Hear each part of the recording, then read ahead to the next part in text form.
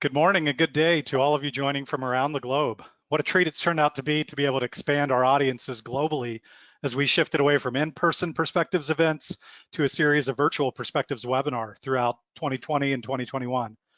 I'm really excited to be able to share with you some perspectives of optimism, ambition, and action around climate leadership from some of our esteemed guests today. And more importantly, perhaps to give each of you an opportunity to engage in this dialogue through your questions and your input.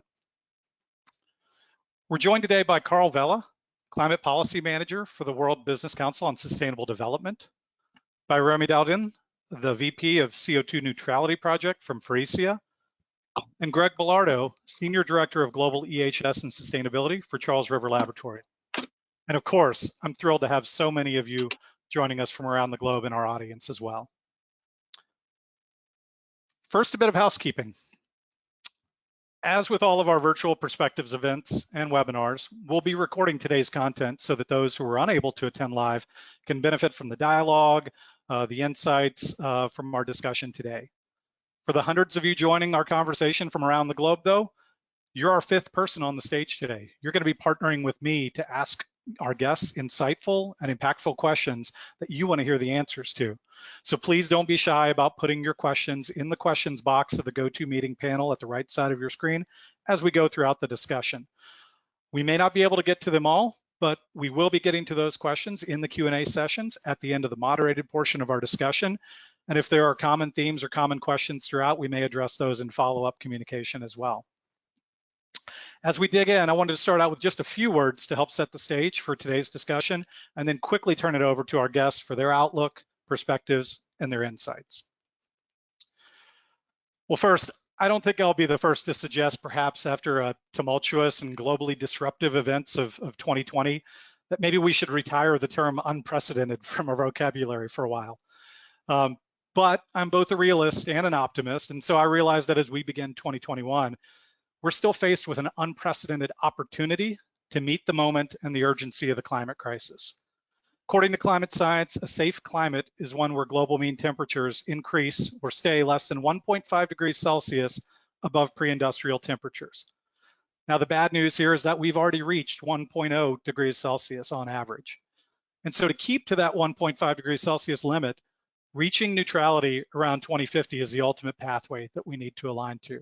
And certainly in the nearer term, 2030 and shorter time horizons, we need to make aggressive reductions of emissions. And I'm sure my colleagues will speak to that quite a bit further. Unfortunately, at the beginning of 2020, even after the Paris Agreement and some pledges from companies, we were still on track or on a trajectory of a 3 to a 3.5 degrees Celsius increase of global temperatures.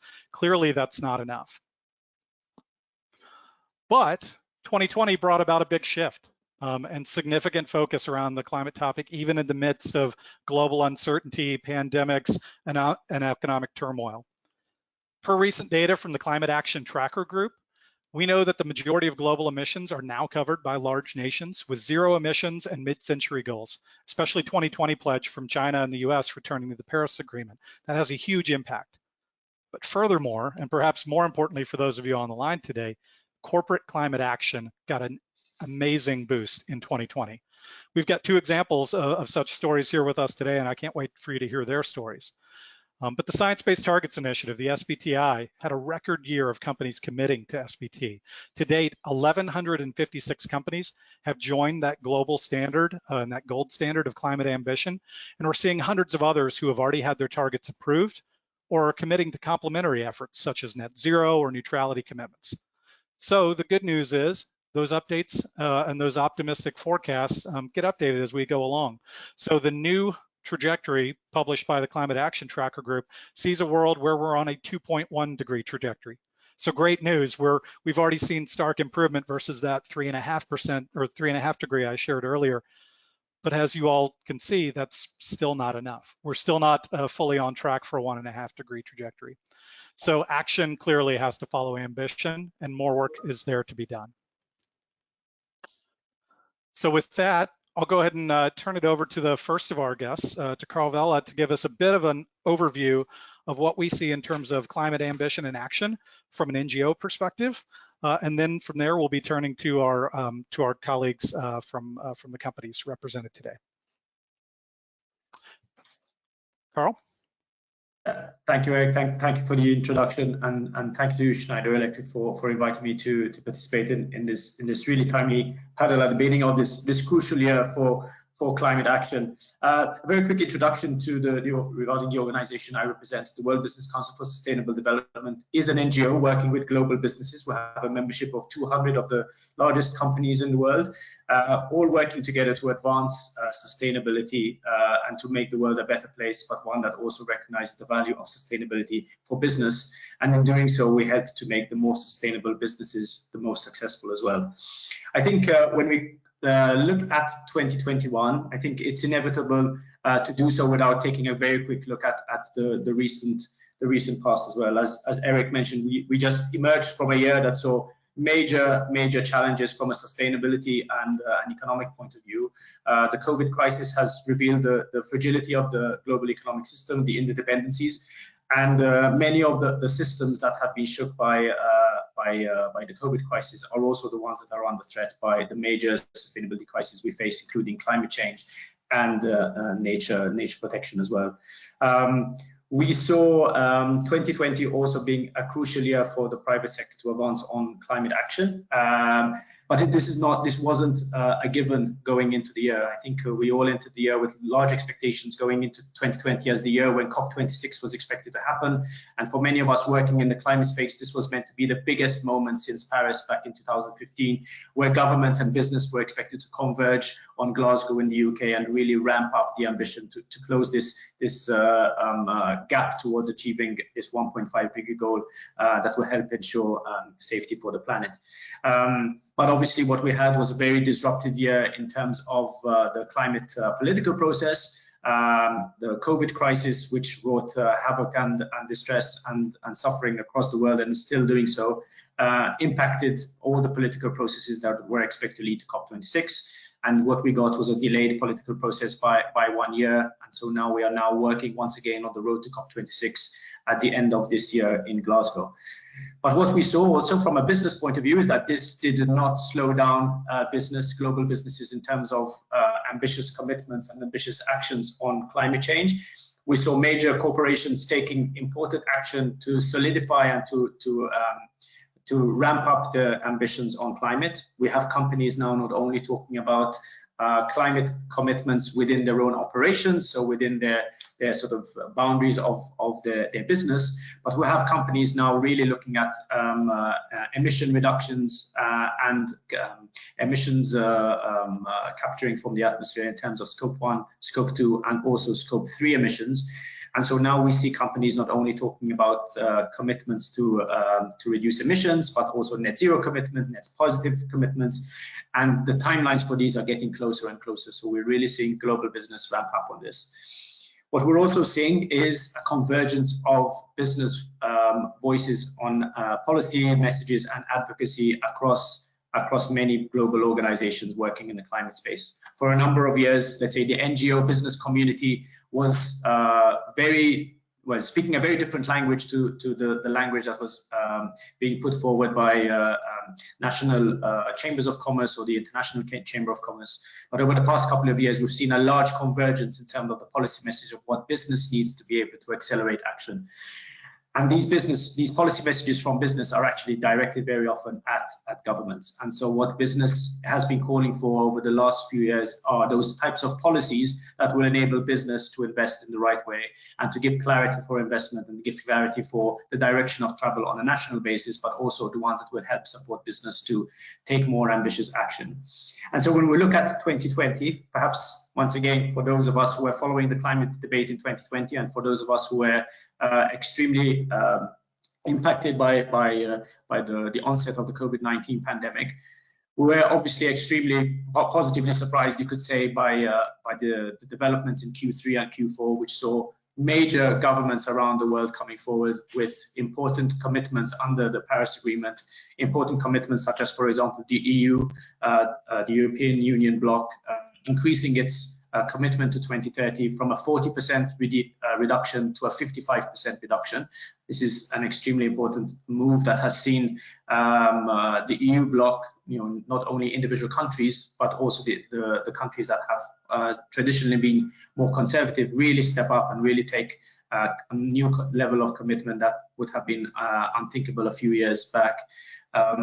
As well as a major announcement by China in September at the UN General Assembly, where China announced that it would achieve net zero emissions by 2060.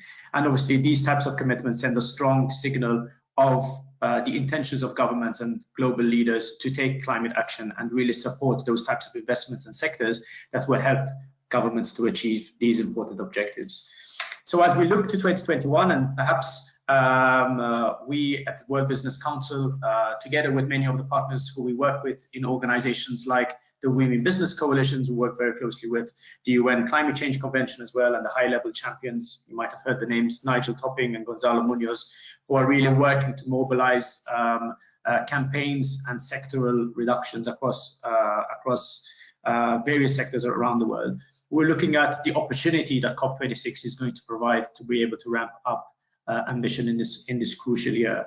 And one of the most important opportunities we have is for business to work in partnership with governments to look at these targets that are being set under the nationally determined contributions, the NDCs, to really understand those types of emission reductions that can come from specific sectors, to work with governments to understand the type of policies that need to be put in place for business to be able to accelerate action, as well as those policies that can ensure that a just transition is agreed and that nobody is left behind. So the policies that will help ensure that the transformation to a net zero society by mid-century really is one that allows for social inclusion, allows for decent jobs, and allows for all sectors to be able to advance in a way that is beneficial for business, but also for all areas of society. The second point I would like to mention is that 2021 is also a crucial year for the nature and biodiversity space. And although today we are talking about climate change, we all know today that climate and nature are interlinked and cannot be dealt with separately.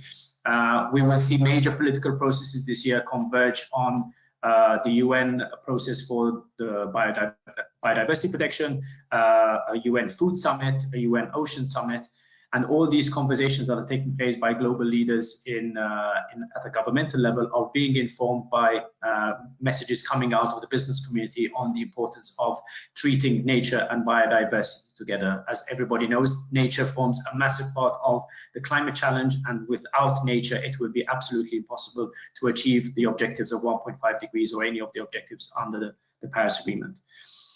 In terms of the politics this year, obviously the private sector is looking to work with governments in the major political processes. We're seeing extremely positive signals coming out of the US just in recent days. I think with the new Biden administration really taking an important stand to bring the US back into the Paris Agreement and really take important steps for climate action to accelerate in the US.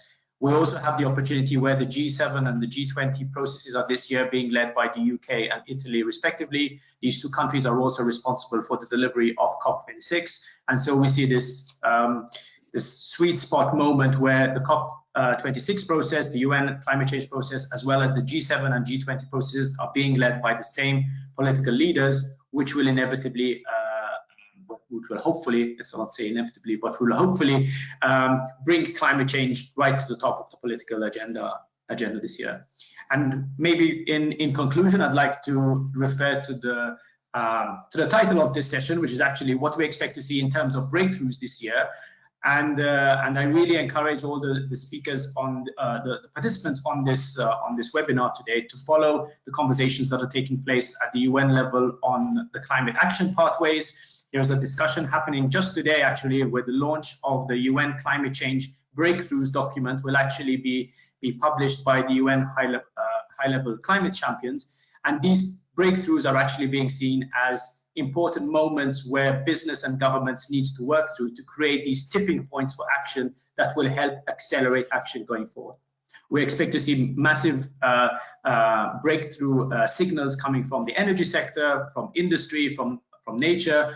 And these are all realistic, but obviously extremely ambitious objectives that we can all work towards and we can all invest towards in the right way. I'm going to stop there and happy to take any questions that might come up from the audience later on. Thanks, Eric. Oh, perfect. Thanks so much, Carl, for that overview and an insight on sort of where we stand in both the business and political landscape on the topic of climate, but not only climate, but broader impacts to nature systems and biodiversity as well. So really appreciate that insight. Before we transition into some of the perspectives and views from our business leaders on the line today, I think we're going to take our first moment to poll the audience just in terms of let's gauge the optimism of the group that we're working with here. Is everyone still reeling from a very tumultuous 2020 and not quite trending towards the optimistic side? Maybe you're more of a realist or pessimist, or do you still carry a lot of hope and ambition for action in the future around climate change? If you wouldn't mind to just select one here, and then we'll keep that in mind as we go through our conversation.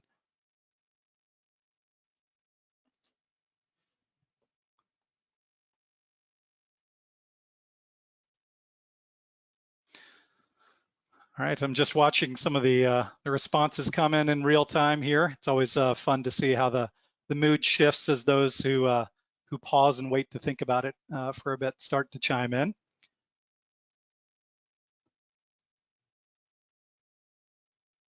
All right, we're starting to stabilize now around kind of a consensus. In the interest of time, maybe we close it out here. So from a results perspective, the majority of you kind of fell either within the optimistic or realistic tranche here. Maybe you feel like action will be taken, but maybe it'll still fall short of the ultimate aims or a 1.5 degree trajectory.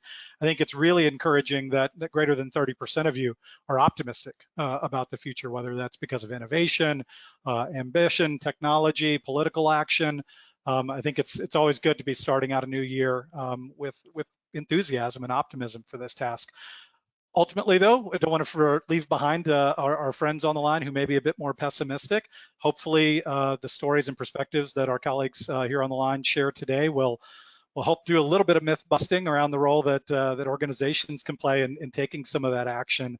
But ultimately, as a professional who's worked in this space for more than a decade now, at times I find myself in the pessimistic bucket as well. So I can certainly appreciate we need to bring everyone along. So with that, we'll go ahead and turn it over to Remy first to share a little bit of perspective around Faurecia and their journey. Okay, thanks a lot. So I'm more on the optimistic side. Huh? So 2 slides to introduce Faurecia. So maybe if you could switch to the next one. Yeah, so we are a tier 1 supplier of the automotive industry, a large one. So as you can see, we have more than 115,000 people working in the company for about 18 billion euro of revenues. So I'm talking about the 2019 figures. COVID has made a kind of a small change this year.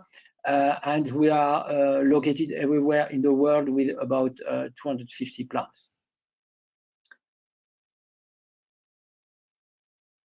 So 1 year ago, a little bit more, we decided to go for a specific journey on CO2 neutrality.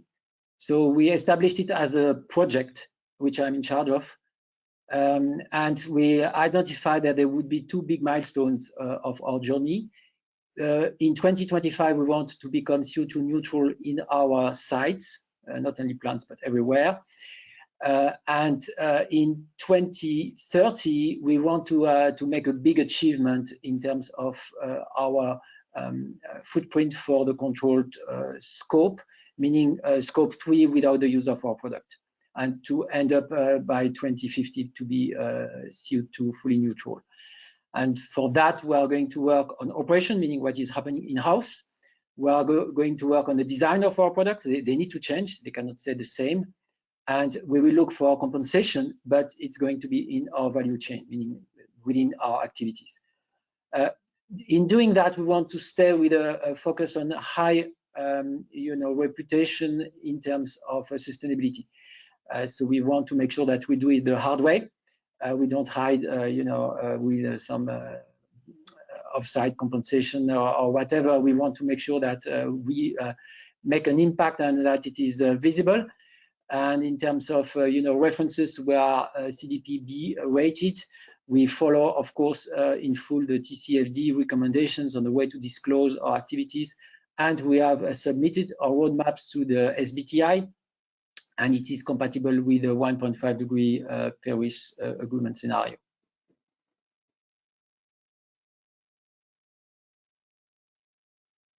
Great, thank you, Remy. Appreciate this overview of your program, and certainly we'll have plenty of questions to ask as we get into the moderated panel discussion. Maybe now if we can pivot to Greg for a brief intro to CRL and your journey. Hey, great, thank you, Eric, and great to be with you all today. If we can flip to the next slide, I'll give you a little bit of an overview of Charles River. We're really the world's, I think, largest contract research organization, a very significant supplier to the pharmaceutical industry. We operate in over 20 countries, 90 facilities, work on about 85% of the drugs approved by the FDA each year, and we're involved in many of the COVID vaccine trials. So we've got about 18,000 employees now and 2.6 billion in revenue. Next slide, please. Yeah, so we've taken a bit of a journey here, our sustainability journey, and we really manage EHS&S as one function. I'll focus mostly on sustainability. If we go back to 2019, we developed a real strategy to move forward with EHS&S and embed all of this into our company, including, really very importantly, that businesses own this performance, so businesses and sites. So we'll get into our goals, but then we drill this down, right? So everybody knows what they need to do. So along this journey, 2019, we announced our Scope 1 and Scope 2 goals, 50% reduction in line with a 1.5 degree pathway that's been approved by the Science Based Targets Initiative. And then just a few months ago, we also submitted and got approval for our Scope 3 at 15%. But what we've done is we've really focused on this business ownership of performance. So we're looking to drive down our GHGs 50%. We're working to go towards 100% renewable electricity by 2030, just made that commitment. And we're asking our facilities to significantly improve their energy intensity. So there's an internal goal, they've all got goals, they've all got a piece of this, and we're backing that up with $5 million annually in our sustainability capital fund.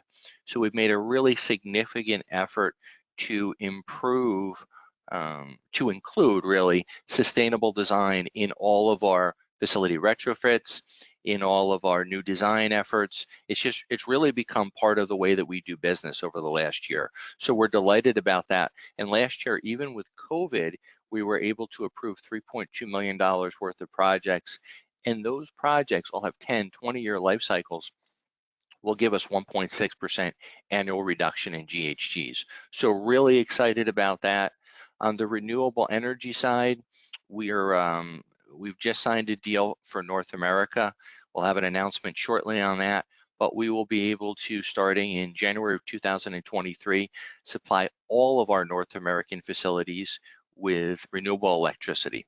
And we've oversized this deal, so we're planning for growth. And we're working on Europe right now. In fact, I think my next meeting right after this is on the European VPPA, and we're looking to go to market shortly, and then sign a deal by the end of the year and probably come online there in 23 or 24. And then we'll look at Asia. So that's all part of the plan. It all ties together. And we're really very proud of our efforts here. We've outlined this in our first ever corporate citizenship report, just came out this past year. So really proud of our efforts. And then big picture moving forward, it looks like around November of 2021, Science Based Targets Initiative will come out with their rules around carbon neutrality. So we certainly support that concept. We do want to see what the rules are, but we will design a path to carbon neutrality as well. It's definitely on our agenda. And then you see 23 or so, our North American VPPA comes online, then Europe, then Asia Pac. So really some great things, and I'm really excited about the path that we're on. Great, thanks so much for that overview, Greg. And again, hopefully some of those high-level facts and initiatives that both colleagues here shared with respect to their programs have gotten your wheels turning in terms of either efforts you can take within your own operations or maybe questions that you have or follow-ups.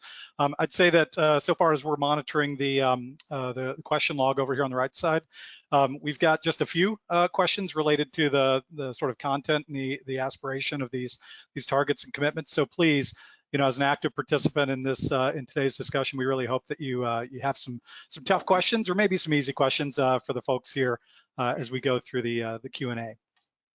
So maybe I'll take a first stab at getting the conversation going here, and maybe first I'll address this first question to Greg, and then maybe pivot to you, Remy, as well.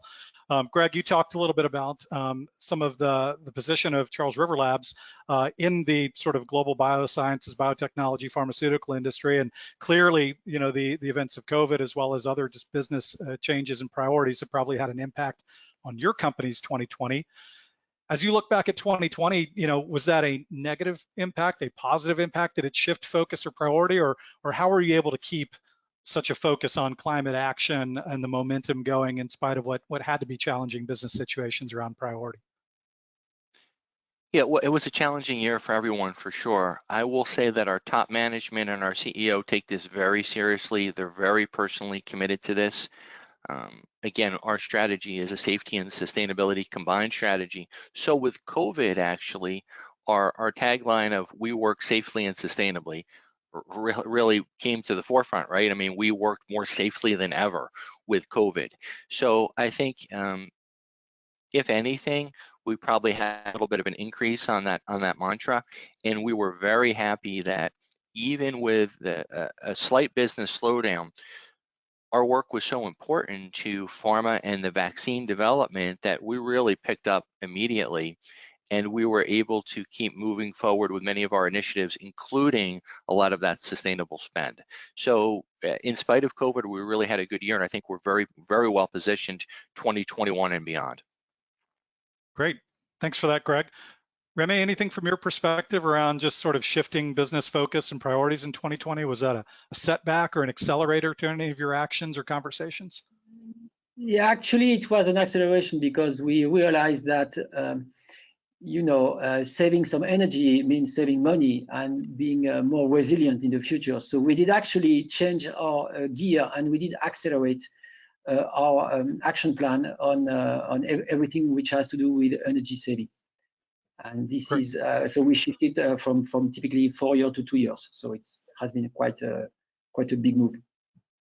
Fantastic. Yeah, I think that's a theme that perhaps you both touched on in terms of a lot of these projects or initiatives, have positive ROI and would be making good business sense. You mentioned as well this topic of resiliency, right? So making your company that much more prepared for the next shock, whatever it may be.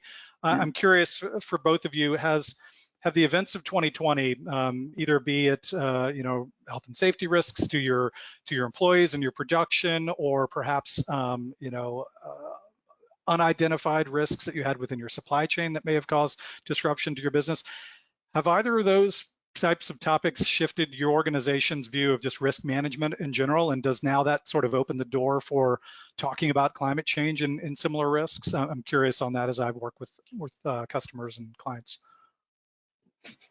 Okay, I can start. So we have a risk management system anyway since years. So, okay, we did not expect the pandemic. The probability was maybe not that high, and the impact yet is of course massive. But we added indeed, regardless of the pandemic, we added the transition risk as soon as we started our project. So we realized that, okay, climate warming is happening, but it does not impact very much today the business. But what is impacting the business is the shift in the mindset of the stakeholders around us, and this is what we need to react to anyway. So this is why we have added this additional transition risk in our risk management system. Great point there, Remy. I think just for those of you on the line who may be less familiar with the concept of transitional risks, I think oftentimes when we think about climate change, we're thinking of the physical impacts, the extreme weather events, chronic changes to mean temperatures or sea level rise. But those transitional risks are those that largely have the impact on your business strategy, either changing consumer preference, changing regulatory conditions, changing market pressures, and clearly those can impact business strategy as well. Greg, anything come out of last year that we're taking another look at, into 2021 from a risk perspective or a resiliency perspective? Yeah, I think Charles River has always had a very significant, robust risk management strategy, but certainly it's been moved to the forefront in terms of citing new facilities or potentially duplicate facilities. We do consider for sure the potential impacts of climate change. There's no doubt that that's on the radar and part of our overall sustainable design effort. Great. Great. Thinking about 2021, Greg, I think you did a great job of highlighting some of the key sort of events or initiatives that you have on the horizon. What do you view as probably that tipping point or inflection point, either in 2021 or a fast follow, that's really going to keep that momentum going for your organization? Is there a key milestone that you're really looking forward to that's going to make a stepwise change in the way that you go about your business? Yeah, I think we have a good strategy. I think we're on that path, and I do think that we've socialized this quite a bit over the last year or so to the highest levels of our management, as well as just recently to our board of directors, and we've gotten support for all of this. So it's not like we're thinking we need to do this and then we'll be on our way. We generally think that we're on our way. We have a good plan, and it is supported by our leadership and our board of directors. So we're in a good spot. I'm happy with the way things are progressing. That's great. How about from your side, Remy? Do you feel like you all have the roadmap of actionable things lined up, just ready to be knocked down, or is there any one or two big things that you're really looking forward to leaning into in the coming years? Yeah, I mean, again, on our side as well, we have these very active sponsorship of both the board of directors and the CEO, and it is absolutely key to set momentum and priorities within the company. So definitely, it's a must. In terms of external stakeholders, we are very much looking forward to see the regulation, the taxes, and the incentives to really move and to push the necessity to decrease the CO2 footprint of the activities of the different industries. And we believe that without that, it's not going to happen. You need to have a push in the back from the regulatory authorities to get the shift for a whole industry, for a whole value chain. And we know that there is an agenda, for instance, of the EU, of the Biden administration. So we are very much looking forward to see what is going to come out. That's great, Remy. And you teed up a follow-up question that I had as I'm monitoring the questions coming in from the audience. There's a couple of questions here just around drivers. You mentioned, Remy, for your perspective in the automotive industry as a supplier into sort of that OEM footprint, that the regulatory environment, whether it's EU, incoming new administrations here in the US or otherwise, are driving sort of stepwise changes across your industry or your value chain. But for you at Faurecia, or Greg, when we pivot to you here in a moment at CRL, were those the key drivers? Was it those value chain pressures and the shifting expectations of your OEMs, whether that's a pharmaceutical OEM or an automotive OEM, or was the driver for adopting really these super aggressive climate reduction commitments driven more by that passion from executive leadership or consumer investor pressure? I'm just curious, where you felt the most immediate pressure within 2020.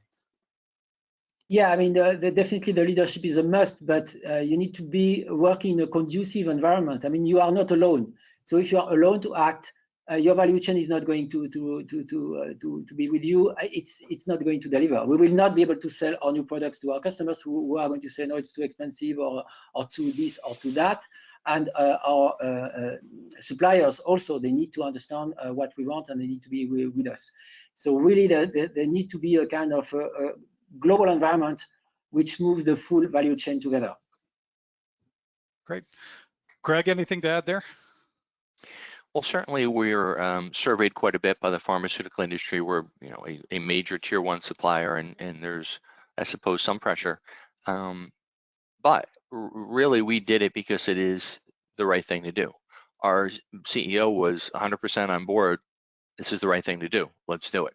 So that was great to hear, and that's exactly what I think as well. Now, of course, the fact that the whole industry is going in this direction is very helpful.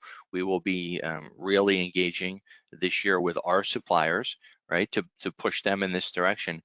So the whole industry going is really important. But hey, it's just the right thing to do. This is how we run our business. We're going to do this. Great. So thanks for that, it's Greg. Great.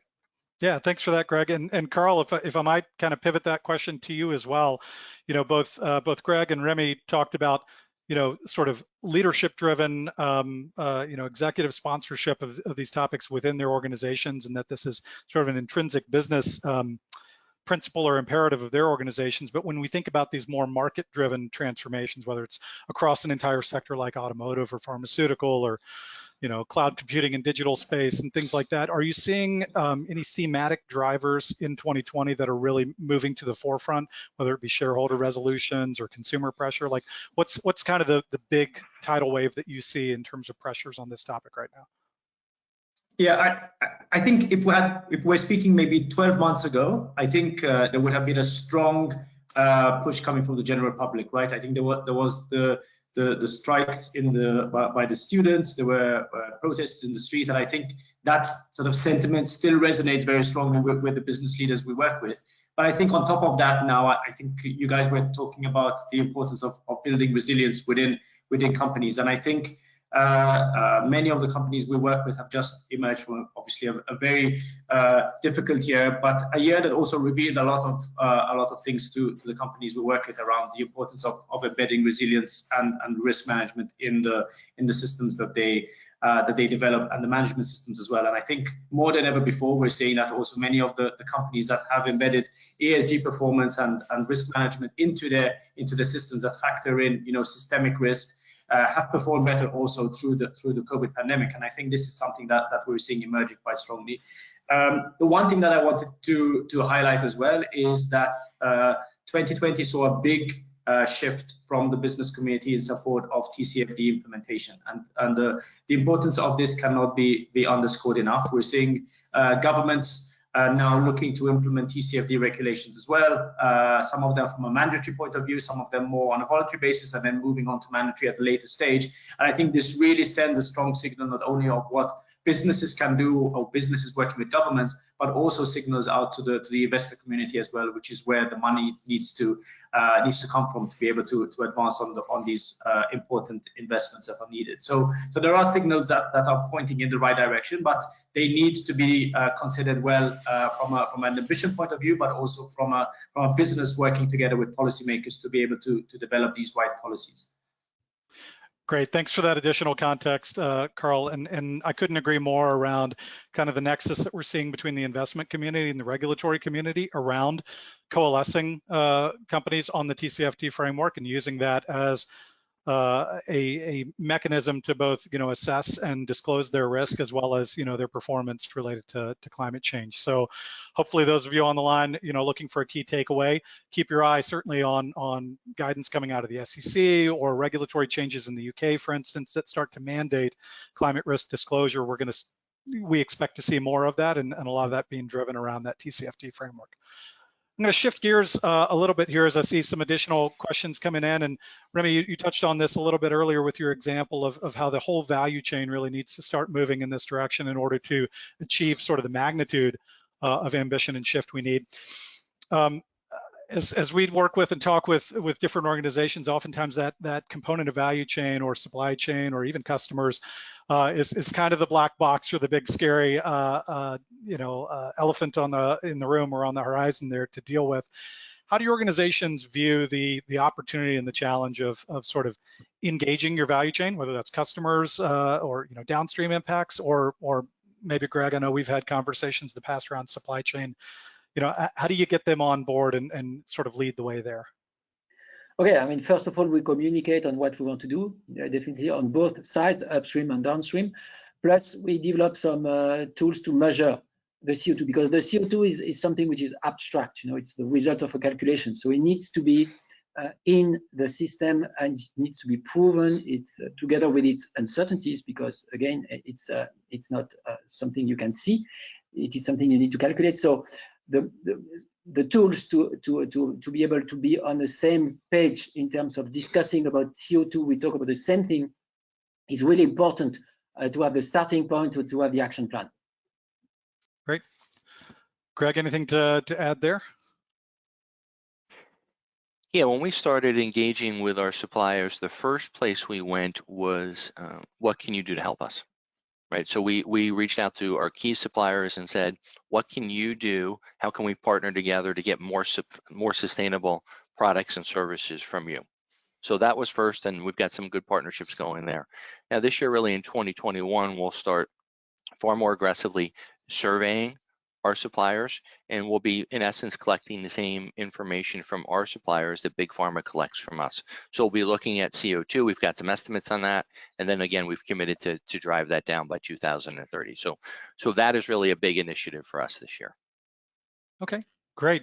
Yeah, that goes to a broader topic, I guess, of sort of measuring and translating these commitments now into acknowledged performance. You know, do you feel like you have the systems and processes in place today to tell your story and your progress against that? And how are you really getting those messages out? Like what sort of frameworks or accounting are you using to demonstrate that progress?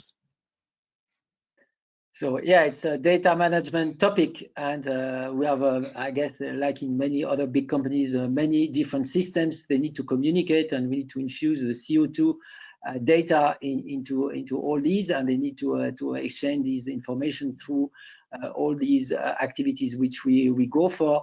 Meaning, in terms of new products, the kind of CO2 they are going to generate during their whole lifetime, but also in terms of energy consumption in our plants. So it is a full, I would say, adjustment of all our data management systems, which we need to take care of if we want to make sure that it is consistent and it is there everywhere we need it.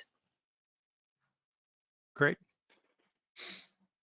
Yeah, we're comfortable certainly with our internal data collection from our own facilities, energy use, scope 1 and 2 GHGs, and again, we've really driven that down. And our facilities, our business units know what their targets are around energy reduction, and that's really part of how they run their business. Again, this year we're really reaching out to our suppliers, and we'll be collecting that data, and that will be a bit of an effort, but I think that will be really important, and it's part of our broader responsible supply chain management effort. So we're excited to have that start as well. Great. Excellent. I appreciate the transparency on that, and also the acknowledgement that it's a bit of a journey, particularly when you get into the value chain of, you know, a lot of this hasn't been quantified in a comprehensive way, and that challenges lay ahead. Maybe as a quick follow-up to, you know, turning the page on data and getting more into back on the action page again, have either of your companies structured either financial enablement mechanisms to help accelerate some of this transformation? Greg, I know you mentioned, I think in passing, some of your capital budget for sustainability related projects. Certainly appreciate any more insight to that. And then Remy, any innovative approaches that you all have taken to financing and sort of driving a lot of these initiatives forward? It's not necessarily an innovative approach. I mean, you need to a little bit curb your rules in allowing for more long-term payback in terms of investments on one side. And secondly, it is a kind of an emerging tool which other companies also use. We use a shadow price of CO2 for our future investments. So therefore, we can see what is going to happen the day the kind of CO2 price will really materialize, and this is why we expect some regulations to be there also to help. But we get prepared through our investment process with this shadow price of CO2. Excellent. Thanks. Greg, anything more to share about your capital fund or other approaches that you all have had to accelerating action with projects or initiatives? Yeah, you know, when we announced the Scope 1, Scope 2 GHG reduction goals, we partnered that with a $5 million annual sustainability capital fund, which has relaxed financial requirements. We still get really good payback, but they're really projects dedicated to improving our sustainability performance. That could be water, that could be waste, but most of them, of course, are energy reduction.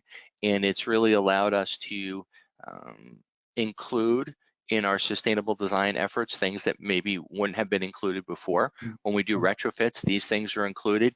And just this funding has made all of this top of mind. Everybody's thinking now about, okay, when we do something, let's get the most sustainable option. And the reality of it is, when you go with the most sustainable option, generally speaking, life cycle cost will be lower, right? It just will be.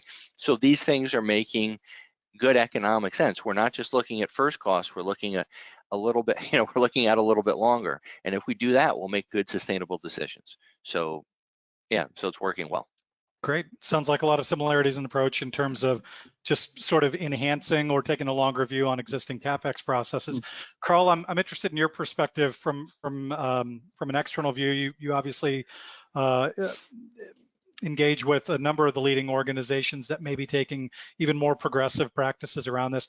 How are you seeing other organizations use innovative financing mechanism, green bonds, the capital markets as a way of driving innovation in this space? Any best practices to share there beyond some of what our guests have shared? Yeah, no, I mean, very similar to what our guests have shared as well, but we're also privileged to work with some of the leading banks as well. So we can see that, the leading banks are also leading consultancies as well around global consultancies. So we're also seeing the consultancies and the banks working together to devise these products as well, not only focusing on the more, let's say, these green bonds, etc., but also advising clients and also providing the types of instruments, financial instruments, but also instruments that help, shift actions across value chains as well. Because many of the companies we work with are operating around the globe as well, and many of the challenges that we find when we speak to some of the companies we work with is that in certain parts of the world, particularly the global south, there is still challenges on investability, and obviously there is a big opportunity for some of these companies to invest and help the global south also leapfrog in terms of investment in some technologies that can help on the trajectory for development, but can also be able to do this in a sustainable way. So we're seeing a lot of opportunity going there, and I think that this is going to be one of the major challenges that we will face this decade, as many of the countries around the world still are on a different maybe development journey than some of those in Europe and in North America. We will expect them to be able to develop in a way that also doesn't have an impact on global emissions. So while we're aiming to halve global emissions by 2030, we know that there will still need to be lots of investment in infrastructure and in economic development in certain countries, and to be able to do this in a way that is aligned with 1.5 degrees, I think provides a lot of incentive and a lot of economic opportunity also for the companies we work with. Great, thank you for that additional perspective, Carl. And you touched on an issue that was already sort of top of mind based off of some prior feedback and some questions I saw come through. You mentioned earlier in your overview of the marketplace right now, the need to make this transition to a lower carbon economy just and equitable. And you specifically mentioned challenges, across the global south in either financeability of projects, or even, as we think about just sort of the maturity of the marketplace around many of these mechanisms and initiatives that we've come to go to as sort of first levers, in North America or European context. Are there specific geographies or specific opportunities that you call out as either being key hurdles or perhaps key game changers to truly bringing about the global change here that you think are going to be key for companies to break through in the coming years? Yeah, I think this is a great question. Two things maybe I could highlight over here. The first is relating to the just transition and the workplace. I think there is a strong, especially now since COVID, there is a strong rethinking in global business around sort of what does the workplace mean? What does it mean to be an employee of a company? The social responsibility that the company owes to the employees as well. And I think there is a big shift also in terms of the accountability of companies and business leaders towards its workforce in terms of sustainability and the challenges for climate. So I think that we are seeing big shifts in terms of the social dimension of climate action, and then also ensuring that when a company takes decisions to advance climate action, that they are doing so in a responsible way, and that ensures, that not only the challenges of climate are aimed to be achieved, but all aspects of sustainability. So ensuring that the world is actually moving to a place where all sustainability is being kept in mind. The other point I wanted to mention is that the climate challenge is not going to be solved by a few governments and a few businesses alone. And we're lucky to work with 200 of the biggest businesses in the world. But many of these businesses rely on the value chains, rely on many thousands of suppliers, SMEs that are operating in different geographies and different value chains and different jurisdictions.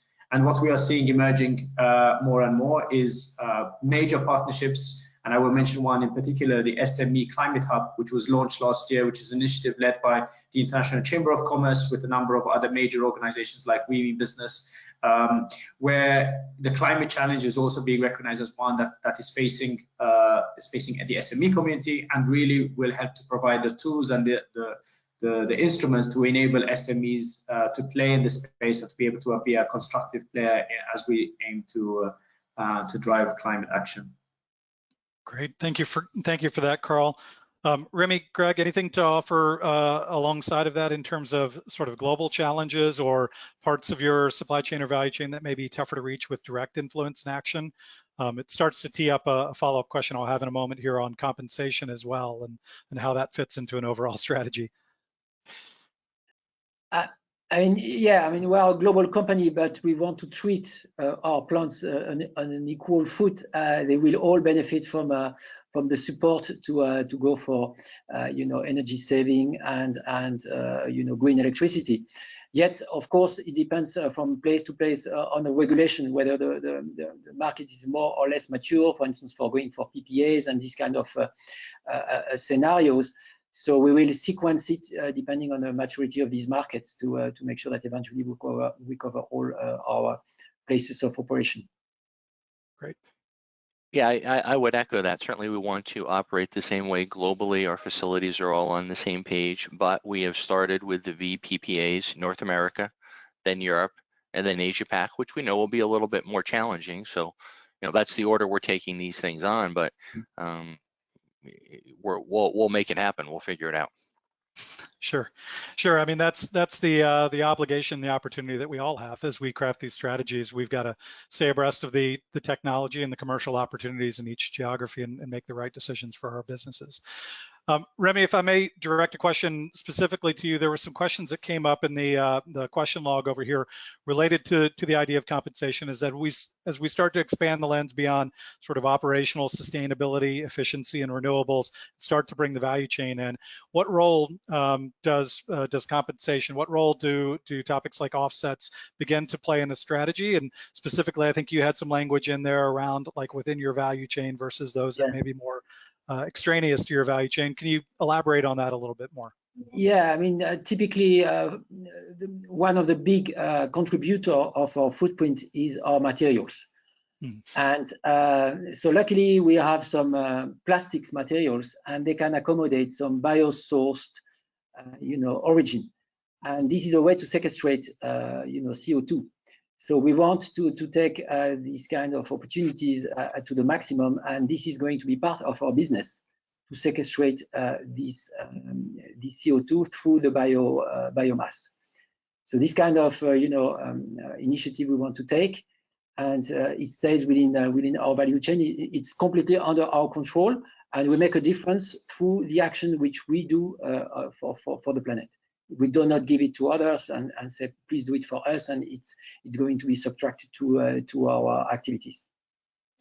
I'm curious as well, does that open up the opportunity to align some of those actions, some of those efforts, as Carl kind of alluded to other aspects of ESG or sustainability that also exist within those communities? So whether it's the impacts of those biomass projects on biodiversity, on local agricultural systems, communities, et cetera, do you seek for opportunities to couple those projects with other sustainability initiatives or UN SDGs perhaps that you might have, or are they viewed purely through the lens of what is most impactful from a climate perspective?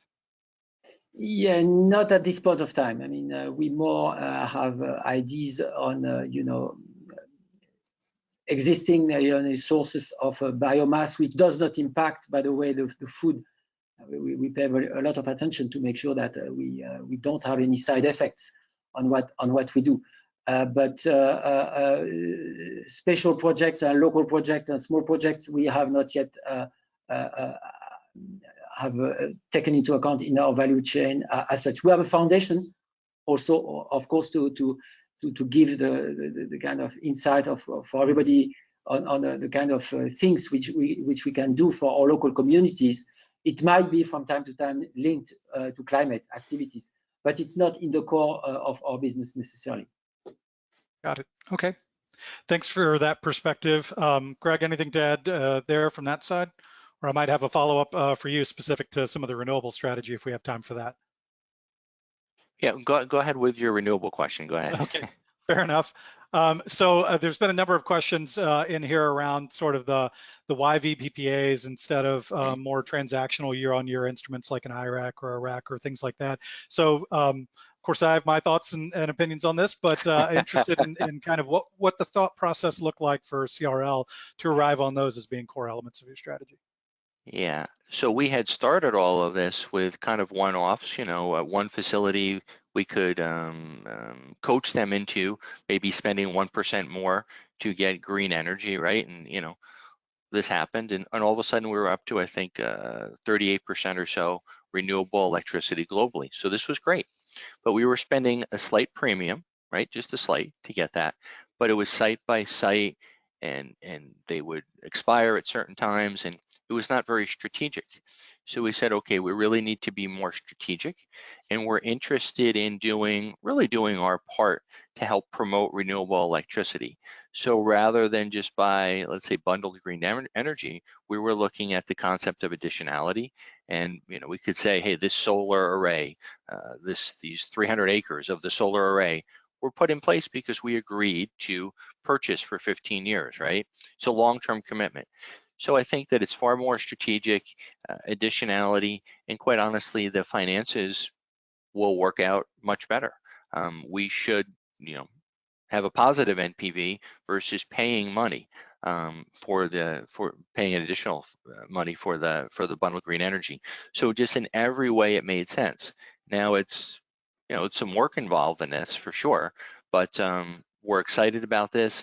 Now that we've got the first one signed, the second one we think will be easy or easier. So we're excited about going on this journey. But yeah, I think big picture strategically, this is the way to go. Great. Thanks for that insight, and it won't surprise you to hear that mimics a lot of what we hear in the marketplace around sort of the cost-benefit ratio of those topics. One thought I have here is maybe as we get into sort of closing remarks from each of you, is there a key hurdle or challenge that each of you has had to face along this journey? Obviously we didn't all wake up one morning and decide to go for a 1.5 degree target or a carbon neutrality target. There were building blocks and steps along the way. Anything that really stuck out as a key hurdle or first step to get over for your organization? Okay, I think there is a level of maturity for people within the company, for our stakeholders, which might be different, and we need to bring them to the right level. So sometimes it's just fantastic because people are completely enthusiastic, and it's a good match between their personal understanding of the world and what they do in the company. So it's just great. Sometimes we need to kind of better explain why it makes sense also for business. And we, according to all the calculations we have done, we are confident and certain that the impact of such initiatives on the business is good on the long term and even also on the short term. So we see all positive, impact on this plan. Great, Greg. Yeah, so Charles River had, I think in 2016, before I was with the company, had put in place a non-science-based target for GHG reductions, which, hey, it got it started. And so when I joined in 2019, we said, okay, let's take this to the next level. And we, as you know, Eric, we spent a lot of time plotting out the plan to get there, to show this is how we will do it, we know how we can do it, and this is what will be involved. And then once management saw that, they said yes. They were on board with this is the right thing to do, but they wanted to know that we had an achievable plan, and we do. And then we got to go, and here we go.